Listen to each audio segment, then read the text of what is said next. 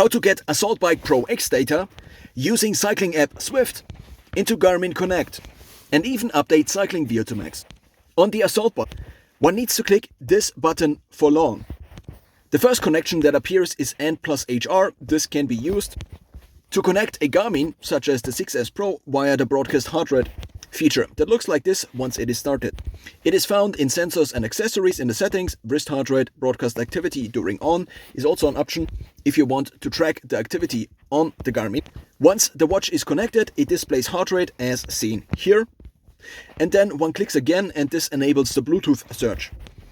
Then open up app Zwift. To connect the Assault Bike as a power source, one clicks on power source. Then one ideally finds the Assault Bike. And the Assault Bike appears as a power source as well as a cadence source. One now can connect either a watch or a heart rate strap.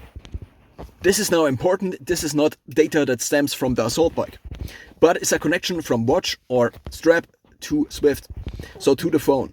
I then selected a short workout called VO2 Searches and I started the ride that consisted out of intervals.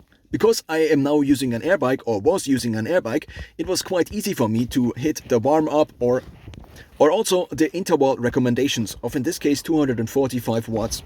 But sometimes I still struggled or the data came in very late, maybe 1 to 4 seconds sometimes.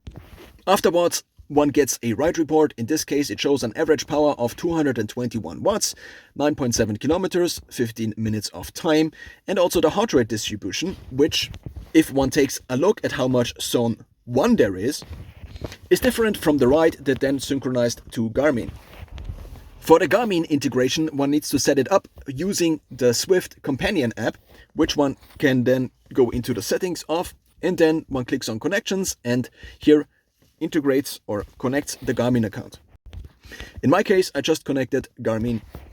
Once this is done, ideally before starting the ride, I then had the ride in Garmin. I was also surprised to see that in this virtual ride, I got the actual GPS data into Garmin. It here showed an average wattage of 206 watts and an average speed of 35 kilometers per hour. Going into the charts section, we see elevation, speed, and also the power data, finally. Heart rate data also, training effect, cadence, time in heart rate zones, and time in power zones. If we now take a look at how much zone 1 there is in Garmin, almost none, as seen here in the gray. Whereas in Zwift, here as Z1, we do have lots of zone 1, so the colors are different. But also the zone distribution seems to be different. Also here we have an average heart rate of 149, whereas in Garmin it shows an average heart rate of 146.